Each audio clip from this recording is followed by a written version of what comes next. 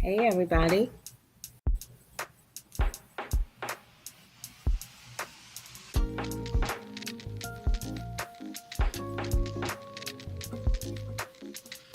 Trying to turn this down a little bit.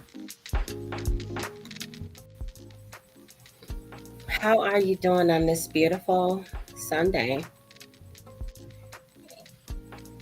It's July 29th, 2024, and I wanted to come to you today with a quick update regarding Sonia Massey. For those of you who are not aware, attorney Benjamin Crump is representing the Massey family in this case.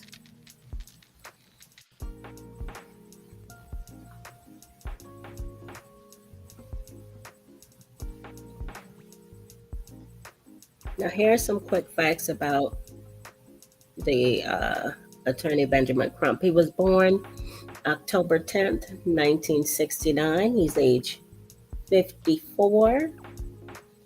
He hails from the great state of North Kakalaki. He was actually born in Lumberton, guys. I had no idea that Benjamin Crump was from North Carolina. I learned that in doing my research on this case and on him. So, quite interesting. And for those of you who don't know, like Lumberton, honey, Lumberton is dang, I could imagine how bad Lumberton was back in the day. It's terrible now, but it's seriously underdeveloped. It's an underdeveloped area to this day. So I could just imagine how it was when he was growing up. Sheesh.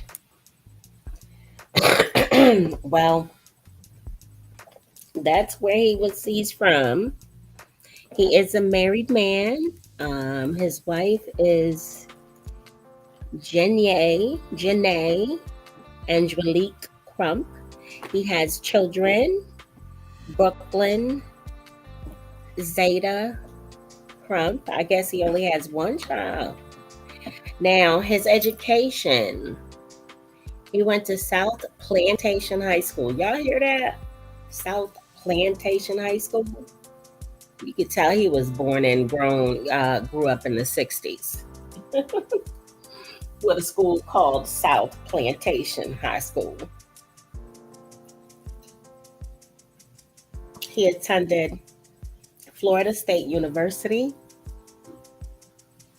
And it says that his parents, now this is really something that, I mean, it's not a big deal, but they only list his mother. I did not find any information on his dad, so not sure who his parental units are, but I'm aware of his mother. She is Helen Crump. And I want to share this info I found from his website. Okay, here we go. How often do civil rights violations occur? Throughout the world, the United States is known for our commitment to civil rights. Despite this, we still have a long way to go. Sadly, despite so much progress being made,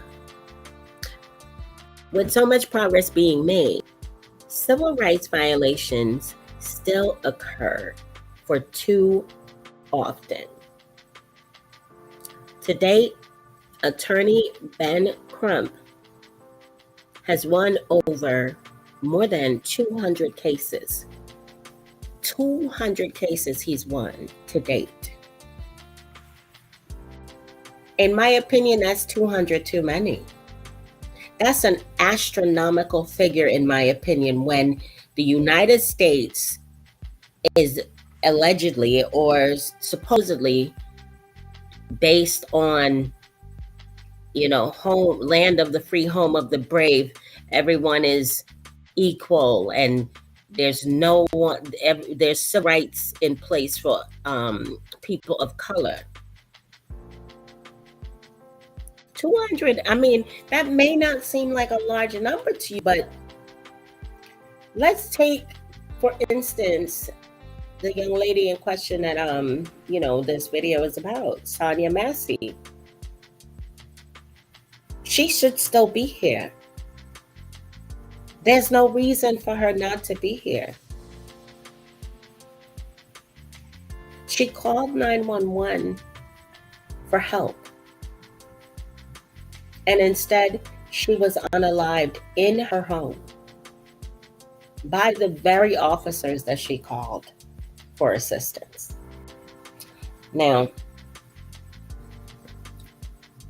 200 cases may not seem like a lot to you, but that's alarming to me, because it states that he has won 200 cases.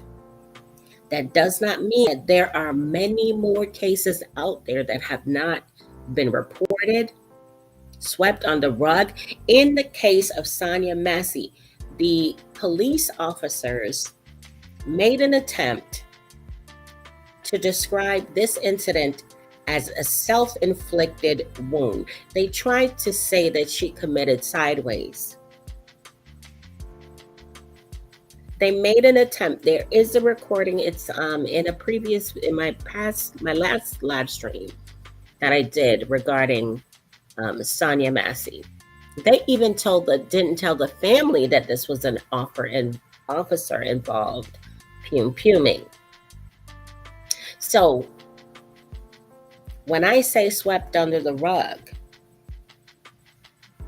this is why I say 200 is such an astronomical number to me, because I can only imagine the number of cases that have not been reported and the cases that were swept under the rug.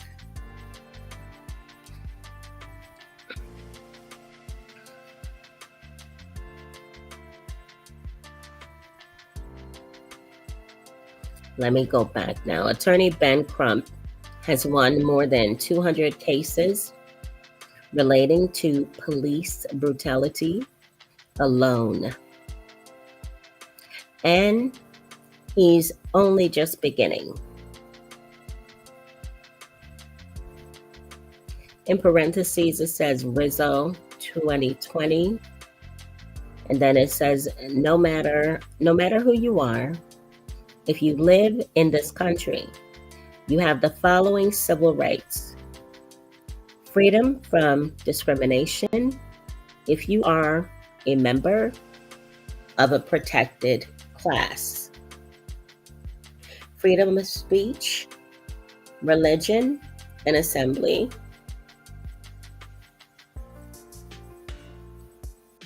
the right to procedural due process,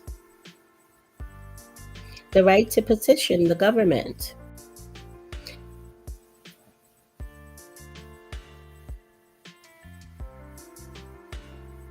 and then they go on to tell you if if you feel that these rights have been infringed upon, and you can contact them. But I wanted to share that briefly with you guys before we got into the update that was provided by Benjamin Crump and the family of Sonia Massey On July 26, 2024, her autopsy results have come back. Guys, I will be pausing and interjecting as I see fit. Okay, so let me cut this music. Welcome everyone. Welcome everybody in the room. Replay gang, how y'all doing? Let me go ahead and get this video started.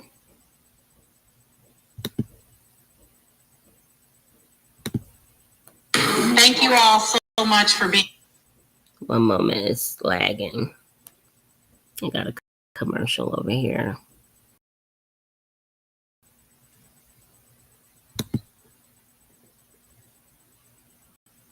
Here. My name is Teresa Haley with Haley Associates Envision 1908.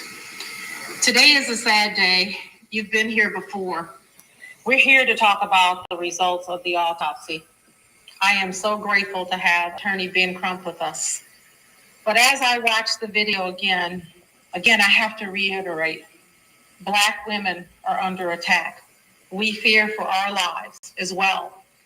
Again, we used to tell our sons, our husbands, our nephews, the men in our lives to be careful and what to do when you're stopped by the police.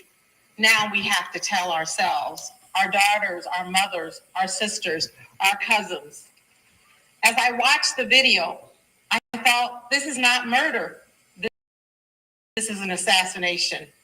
Judge, this time I'd like to turn it over to our very esteemed Attorney Benjamin Crump. Thank you. Thank you so much, Teresa Haley, for helping this family and helping the community in these very difficult times. I'm Attorney Ben Crump, along with Attorney Natalie Jackson, Attorney Paul Greinke, and Attorney Jennifer Hightower. We have the honor of representing the family of Sonia Massey. Present with us today is her son, Malachi Massey, her uncle, Raymond Massey, as well as his daughter, Shadia Massey. Also with me, and Ms. Haley is Cliff Jones, who's going to assist me today as we talk about the results of the autopsy. Before we do that, I want to also talk about an update as we continue to probe and find out all the reasons why this tragedy happened, leading up before the killing and the aftermath of the killing. We talked about how the family wanted a thorough investigation as to why they didn't know until 24 hours later that the person who had shot Sonia Massey was a law enforcement official. Why weren't they told that from the very beginning when they showed up asking who did this?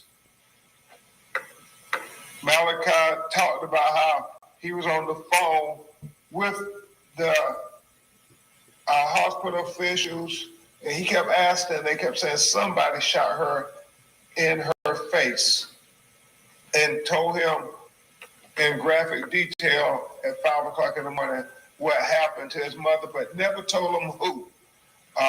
Shadia and Jimmy went to the house at 6 a.m. that morning when law enforcement was all around. That, to me,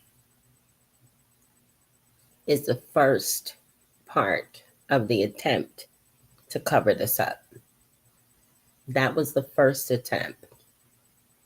They told them that she was pumed in the face, but not by whom, because they were working on their cover story.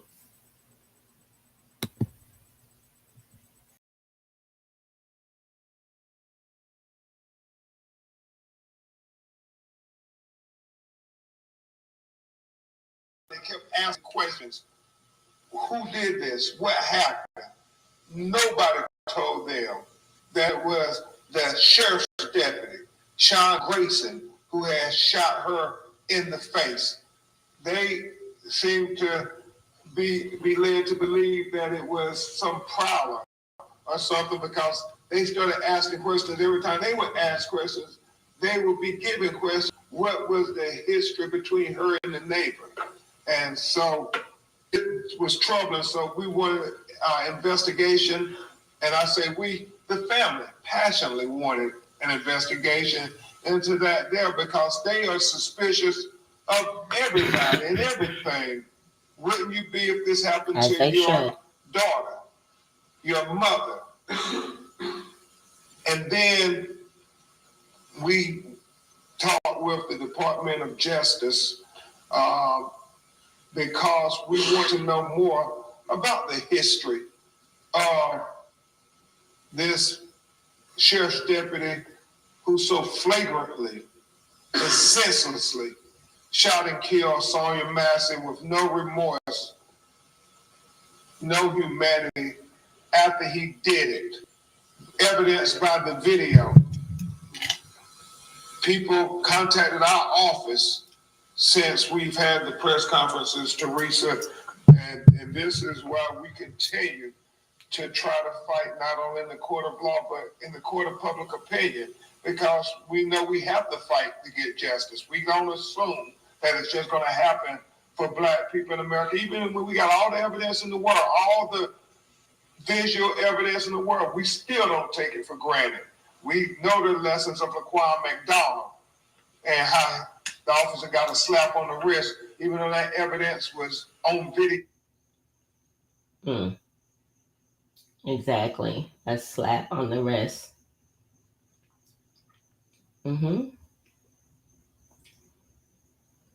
Which is a terrible, terrible thing.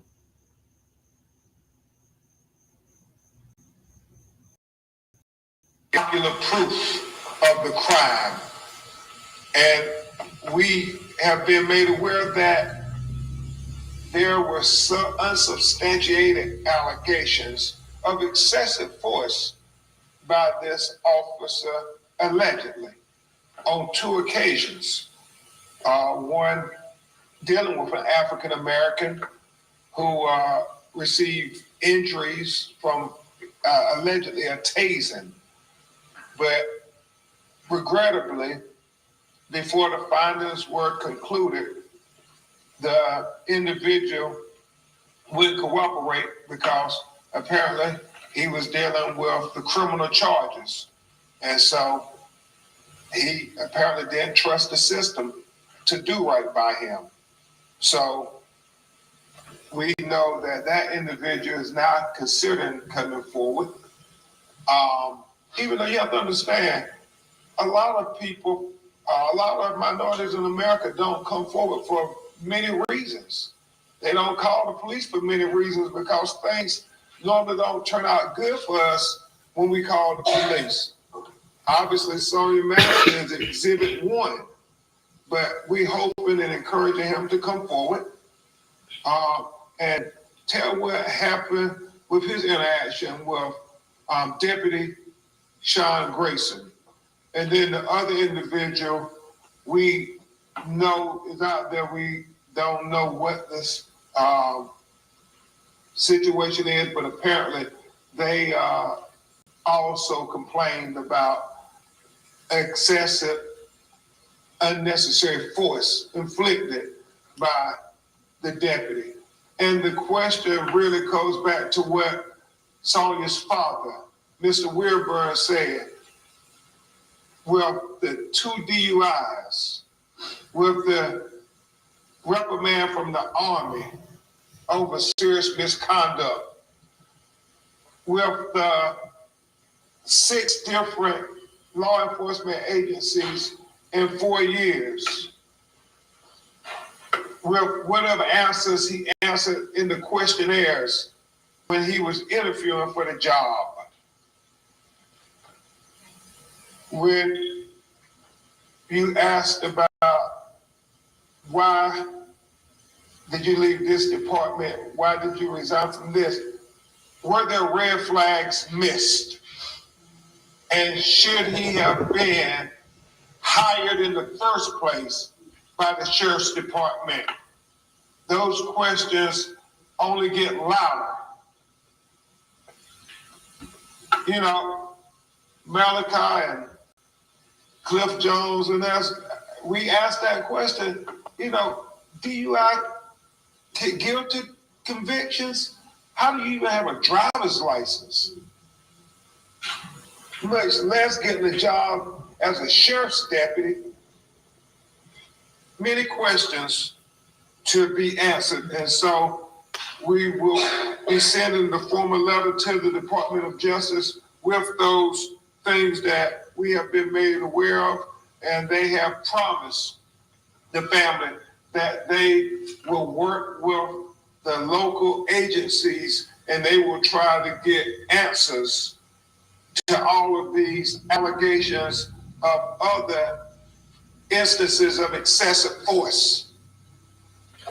And before you hear from Uncle Raymond Massey and Shadia Massey, and finally from Malachi Massey, we want to take a few minutes to go over the autopsy report because I think it's important.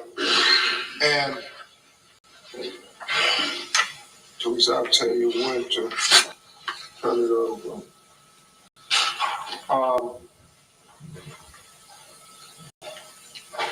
And you all, I want to thank State Attorney John Mearheiser for making sure he got the autopsy to the family for transparency and that he's provided to you all.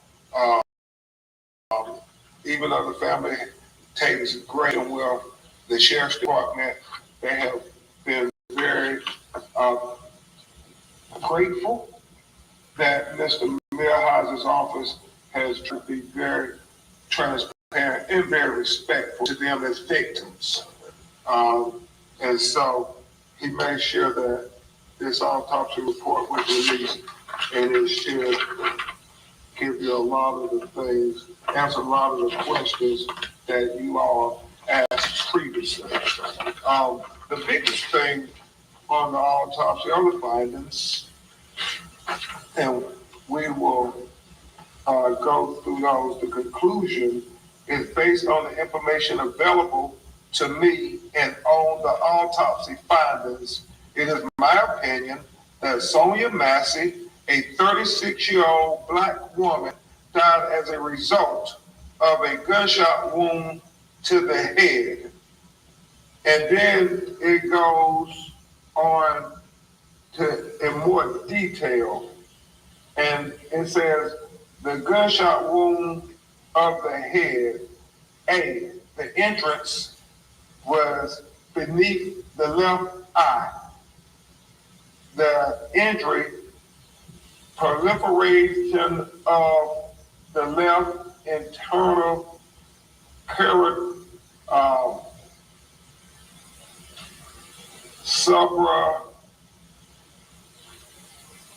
I'm looking at this word because I know it's not a subdural artery, but it's artery that is the blood vessel right beneath her eye. The exit, posterior left surface, the upper neck.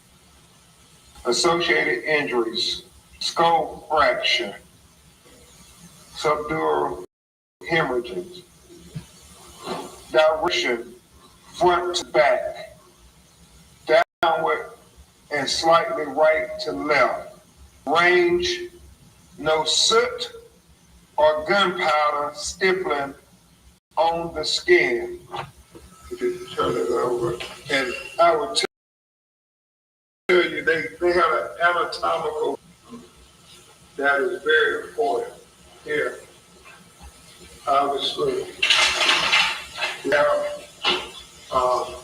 Sonia Massey. We have a beautiful smile. But you have, as they said, the injury right beneath the left eye. And then they talk about how the exit is posterior left surface of the upper neck, below the ear, below her hairline. Now, why this is so significant, is it confirms that Deputy Sean Grayson shot in a downward trajectory. He shot in a downward trajectory. This autopsy findings coupled with the video where we see her ducking, saying, "Sorry, sir, sorry." He shot when she's making a motion coming up. That's how you get the downward trajectory. And you see on the video his arms. He aims down. He literally aims down. You see his arms braced in a downward trajectory. And we know that he walked 2 to 3 steps to his right,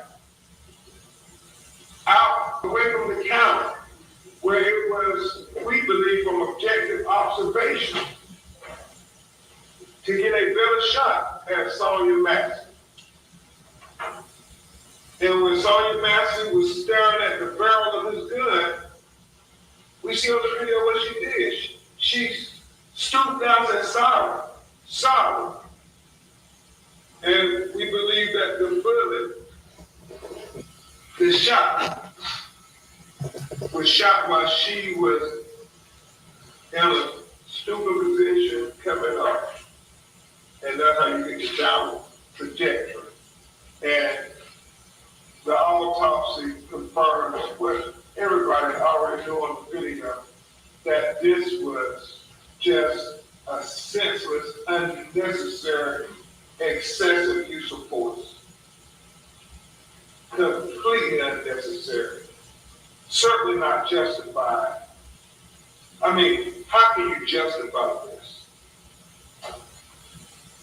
She's over 5'1", 110 pounds.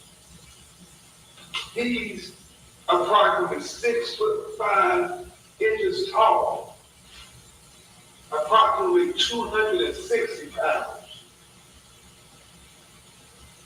Completely excessive. Completely excessive. And so we will continue to provide you updates, evidence as we get it, because we're not taking for granted that America wants to see Sonya Massey like Deputy Sean Grayson saw her. We want to make sure that America sees her as a human being worthy of dignity and respect and consideration. We don't take it for granted. Your actions speak so loud, we need not hear your words. And until we get a conviction and a sentence, we will continue to keep our foot on the gas and full steam ahead and fight for justice for Sonya Massey. Full steam ahead.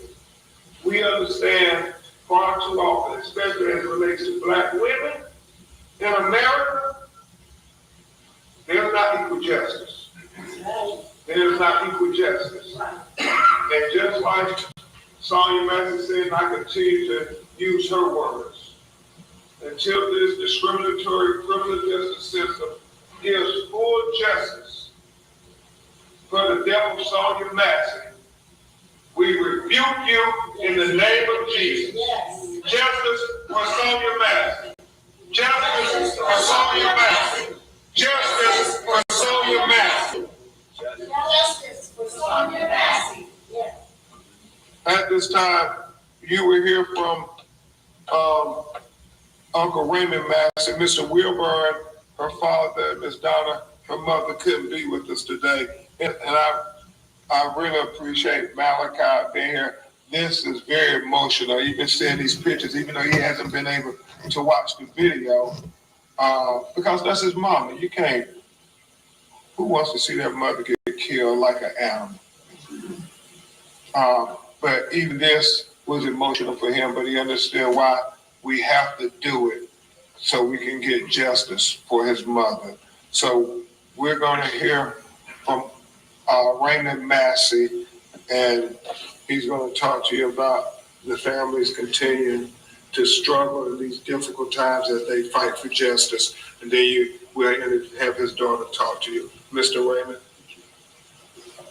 Thank you.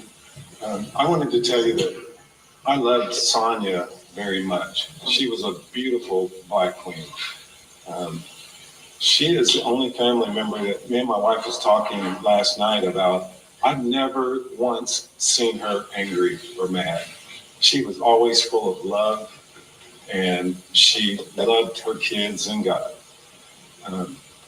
I call my sister Donna, Malachi, Summer, and their parents daily. And it hurts me so bad that the last time I spoke with Malachi, he had told me he finally got a little rest. And that was just the day before yesterday. And I can tell you that his sister is having night to the point where we have to check the room.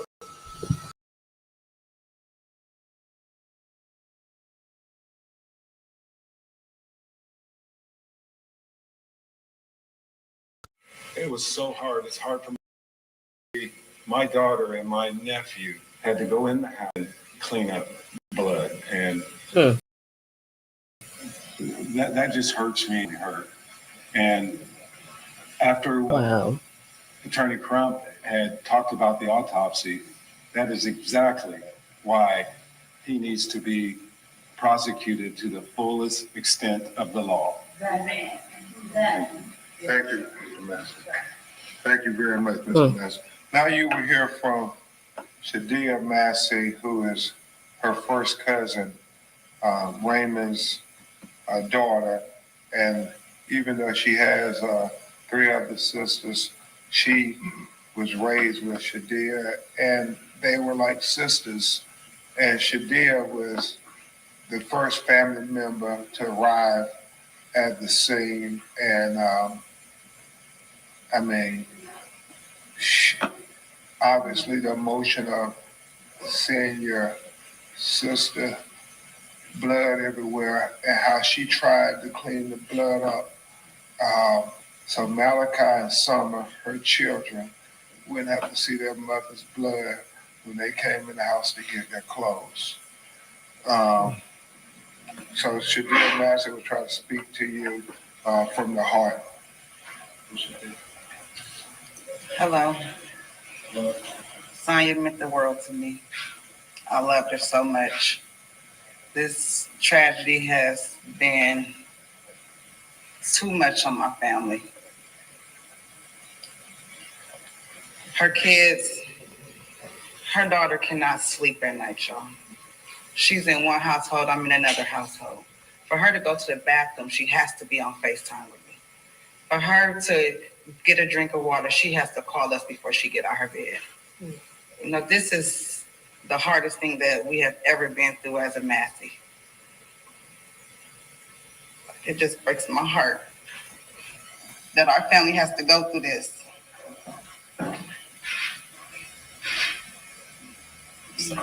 No. It's fine. Justice for Sonia Massey.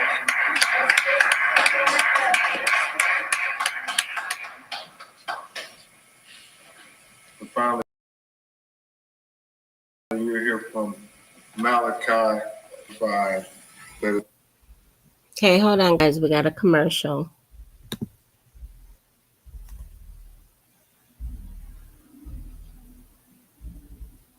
Had been killed, and just as He explained to us what they told him, you see, was defined as an autopsy. So Malachi, if you would share what you're on your heart. Well, you know that they told me that my mom, you know, she got shot in her eye and it came out her neck or whatever. And I don't know, like I haven't been able to sleep for real. The only time I really feel comfortable sleeping is when I'm like just on the floor. I can't even sleep in my bed. Like I don't know. Like this is just I really don't have words. Like I've been said, I don't have words for real for this. But the first night I don't go to my mother's house, this happens. How? Why? And I wonder if I was there, if he would have did anything to me. I don't know. It's real. That's all I can say. She lives with her father. I live with my father. And I will say this, up until just a few weeks, Malachi Summer was staying with their mother. She was having mental illnesses, and they made the decision it was best that they said their father while she seeks help. And but both of them were going every day to check on their mother, be with their mother. And the first time I talked to Malachi, he was so distraught because he said, because I was working, this is the first day I didn't get to her, and this happens.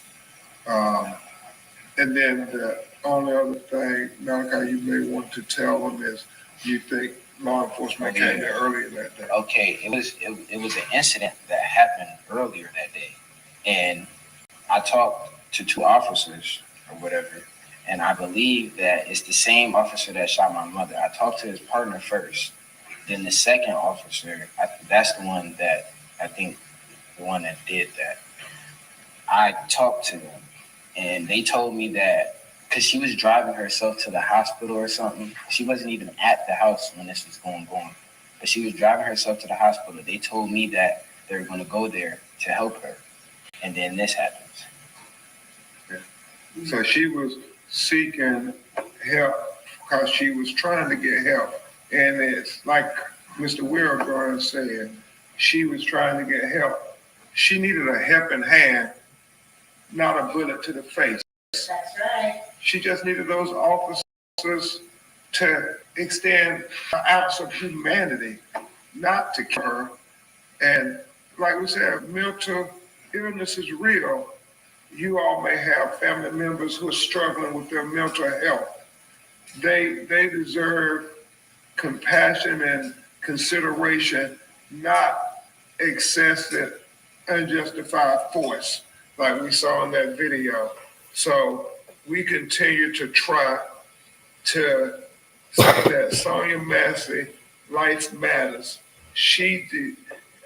Man, when you hear Malachi talk about what kind of mother she was, how she worked overtime to help him get a car and everything so he can get a job, how she talked to him about balancing budgets and about the Bible and about trying to work and be responsible. I mean, she was doing her best to be a person who helped people in the world, especially her children. She did not deserve this. She did not deserve this. So if you got anything else you want to say? Okay. Thank you so much, Malachi. We will try to take some of your questions if you have any.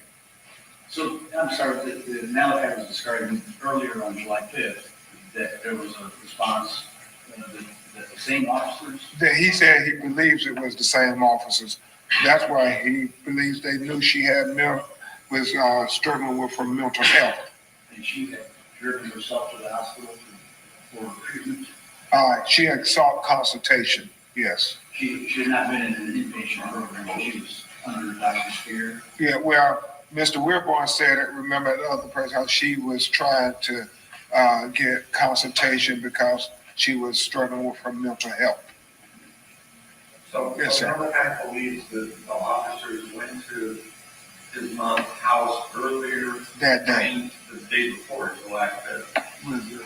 Right, that's July 5th. Yes, July 5th. July 5th, and do we know why they went to the house?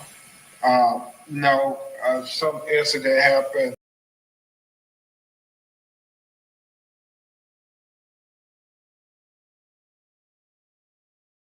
And I let them know what was going on.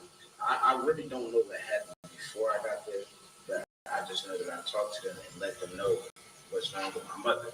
So you talked to one of the officers by phone? No, in person, face to face.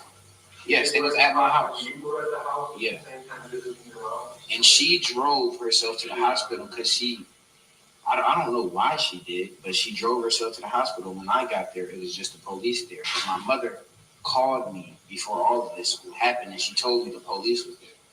And when I got to her house, she wasn't there. She was calling me, telling me that she's driving herself to the hospital, and they were outside of the house. So you don't know who called 911 or called it? So she drove herself to the hospital after the encounter with the police that day? And he told them about a struggle with mental health. Yeah, and I just tried to, like, the whole week, like, before all of this happened, I've been trying to get her in a mental health. We actually did get her in a mental health place in St. Louis, but they let her come back. I don't know why, though. Why would they let her come back so soon? I don't know. Thank you, Malcolm. Thanks. Any other questions? Yes, sir. You referenced two separate people that had use of force complaints that were never officially filed. Were those? I think they were filed, they had no determination, is what we've been told. But they were filed. And just I guess, kind of question, were both of those for Sangamon County specifically, or were those at previous law enforcement jobs? We think it was a previous law enforcement job. One of them was an African-American citizen. We don't know the other one, but we know that the allegations is that they reported them. They have contacted our office. One of them did tell us he was a black man and told us it's the same guy, and that he, they end up charging him and stuff. He thinks they did that intentionally. And so apparently it's in his record that there were allegations made, but unsubstantiated. So we continue to try to get to the crux of that. The other individual called the office said that, they made a allegation, but nothing happened. And they didn't want to go further. They just prayed for the family and said, we had a run-in with him too. So these were proactive calls from the people to the officials. Okay. Yeah, proactive calls. What has DOJ told you? You told us the other day that the whole investigation, they say we're monitoring, assessing, and following the criminal case. Right. And subsequent to that, we have been told to try to set a formal inquiry about these other allegations so they can look at who those citizens were and if there was a common connection of the excessive force and on who did he inflict excessive force allegedly on. Okay, so you're familiar with this process. Yeah. They haven't said an investigation here, but they are assessing what you're. Right. So apparently they've opened a file and they have come short of calling it an investigation. And they told us they would notify us that they're trying to get information just like we're trying to get information, and that they're working with the local officials to get information. There, obviously, many questions about the incident with police arriving to her home earlier in the day. All of that, hey, who was that out at the side? If there were multiple visits to her home in that day, what does that tell she was received when we showed up at the scene later, and the temperament and the way she was treated when they got there. Well, it's gonna be interesting, and I'm sure we can find out who went on the call earlier. Was it the same officers or not? And then, did they have body camera video then, and so forth, and can we find that out? We're just trying to get to the truth of what happened, man, because what happened on that video was not right, it was senseless, and it was unjustified. And so we want to know everything that led up to her being shot in the face while she said, "I rebuke you in the name of Jesus." I guess just to go off that, there were already critiques of the way they were handling, treating her, talking to her at the home before any of this happened. The way she was going through something and they were short, they were talking slowly to her. I guess just there was already that history of knowing she had that. Does that just expound on the problem for you? Exactly. If you knew it was a person dealing with mental issues, then why in the world would you ever feel the need to do that to her? She has no history. She never been arrested.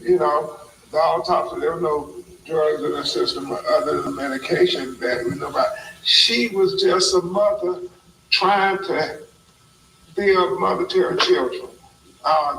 She did the right thing. She had them go live with their fathers and so forth while she was trying to get mental health. She was trying to do everything right. It was, these officers, namely, Grayson, who didn't respect her enough to try to say she's having mental issues and we need to try to be compassionate, not heavy-handed. It was reported with the Kincaid Police Department, in their records, it showed misconduct, serious offense. With Logan County and Sangamon County, they also read misconduct, serious offense when going through his application. I would assume so if they were being prudent. You don't just house somebody willy-nilly and you're going to give them a gun and a badge and say you get to go interact with the public. That's what Mr. Wilborn keeps saying. Why did he even have a job as a sheriff's deputy after those red flags? And the question that I also have is, these police departments or sheriff department, will there be documents that you request or we've seen where they tracked, yes, we went to Simon Act time, like before that July 6th encounter early in the morning? We don't know, but we believe that when they go to somebody's house, there should be some report of it. And so that's why we're hoping, as I told Malachi, we will know were these the same officers who came to the house or not when he got there trying to check on his mother. Yes, sir.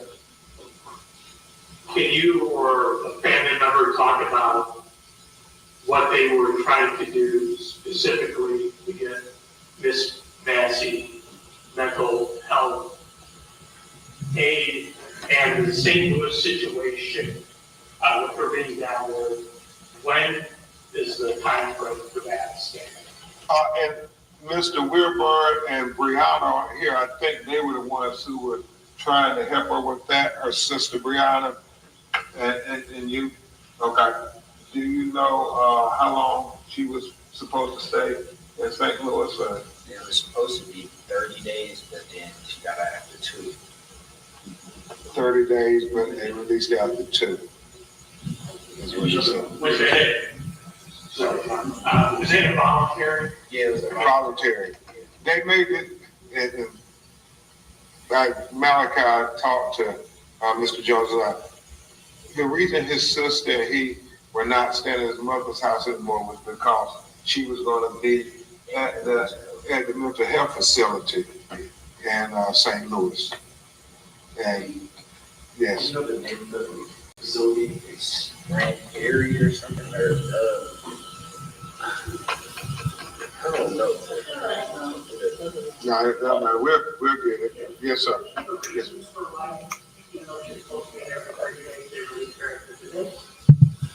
He said he doesn't know. Yes, ma'am. St. John's Hospital. Any other questions? It underscores that mental health is real, and we need to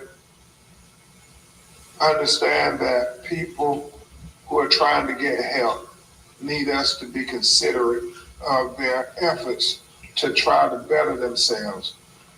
And apparently, she was trying, y'all. She was trying. And so we will continue to try for Sonia Massey. We will continue to fight for her to get justice, full justice. And we keep saying that word, full justice, because her son and her daughter and their family deserve full justice. We will keep you updated. We know that on Sunday, there's been a national call for Sonia Massey in over 25 cities. Tamika Mallory and Until Freedom, a civic engagement organization, has set it up, and they're having rallies in New York, Washington, D.C., St. Louis, Los Angeles, all around the country for Sonia Massey. We know that Reverend Al Sharpton and clergy are in Chicago on Tuesday at 6 p.m. having a rally for justice for Sonia Massey. And we know that congressional members as well as the vice president are constantly praying for the family and also seeking to talk with her family in the days to come. We've talked to about 3 congressional members so far, and I know Vice President Harris is trying to set up a time to talk with the family of Sonia Massey. Mr. Mark, what's that agency that's putting these rallies together? It's a couple of them. It's National Action, Until Freedom, National Action Network, the NAACP, all the civil rights organizations. Say Her Name, based out of Los Angeles, Black women who have been killed by police violence, like Sandra Bland, like Atiana Jefferson, like Pamela Turner, like Breonna Taylor, and the list goes on and on. Yes, they are. Okay. Thank you all.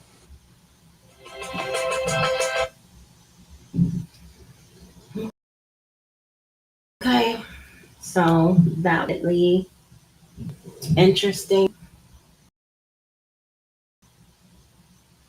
And I mean, kind of reconfirmed we all saw in that body cam footage. What we saw in the body cam footage that was released.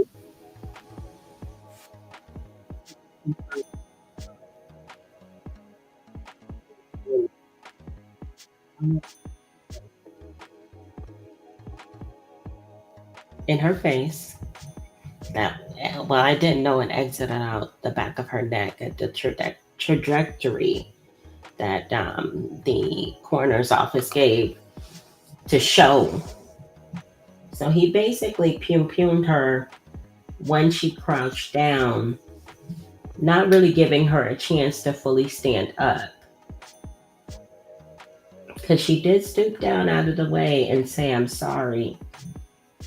After she said, "I will rebuke you in the name of Jesus." And the officer said, "No, you effing will not. I will effing pum you in the head. No, in the face." And she ducked down, said, I'm sorry. And he just opened fire. Literally. This has to stop. This cannot be a trend. This cannot be a thing.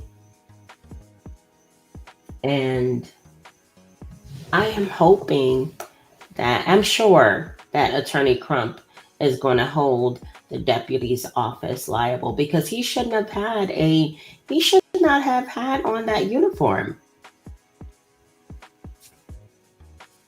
With his unstable record as an officer, I think he had 6 different positions between 2020 and 2024. Additionally, he had problems during his military service. I don't know what type of spot checks they do in this deputy's office, but clearly they don't have the safeguards in place to ensure that they're giving the correct person or persons a weapon and a uniform. But guys, that's all I really wanted to share with you guys today. I will be back if there are any additional updates on this case. I am following it very closely, and I'm still working on finding out where exactly now ex-officer Sean Grayson is being held.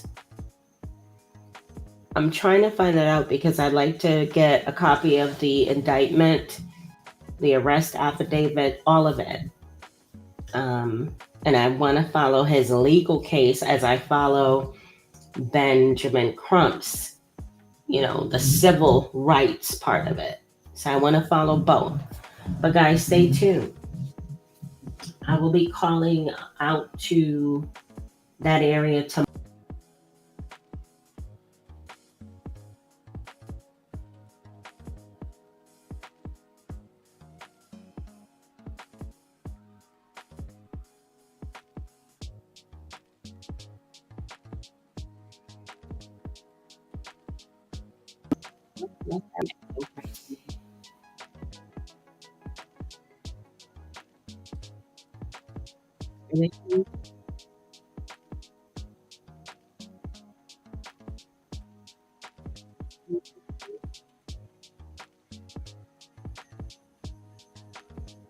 Testing. Testing.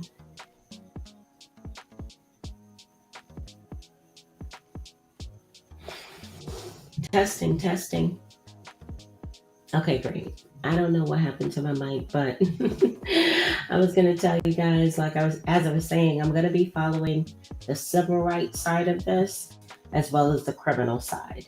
And I will provide you guys with updates as they become available. I will be calling out to Springfield, Illinois tomorrow to find out exactly where Sean Grayson is being housed and where his case is being handled. Because I'm not sure if they're charging this in the Superior Court or if they're doing this in state and then sending it to Superior. I just need to figure that out. And once I do, I'll update you guys. Thank you so much, Crystal Mods, for being here. Lisa says what? Mo. Hey, Mo. Thank you for being here. Thank you for engaging in the conversation. Miss Leo. Hi. I haven't seen you in this chat. Hey, Susan. Thank you for being over here on this side. Guys, if you're catching this on the replay and you're not yet subscribed to my channel, please subscribe today. Set your notifications to all so that you're notified when I go live or add new content. All right, everyone. Until next time.